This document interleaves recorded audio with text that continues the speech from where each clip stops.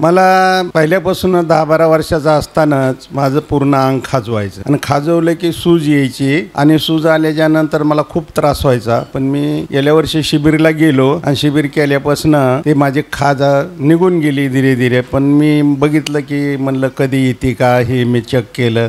आता पूर्ण वर्ष झालं अजिबात काही खाजबीज येत नाही आणि देवाने प्रभूनं मला चंगाई दिली म्हणून मी त्याला धन्यवाद देतो कोटी कोटी. म्हणजे तुम्ही सांगताय जेव्हा तुम्ही 10-12 वर्षाचे होते तेव्हापासून तुम्हाला पूर्ण शरीराला खाज उठायची, शरीराला खाज यायची पूर्ण. आणि आता तुमचं वय किती आहे? आता वय माझं 63 म्हणजे 63 वर्ष आहे. आता तुमचं वय 63 आहे, म्हणजे जवळजवळ 50 वर्षाच्या आसपास तुम्हाला शरीरामध्ये खाज व्हायची.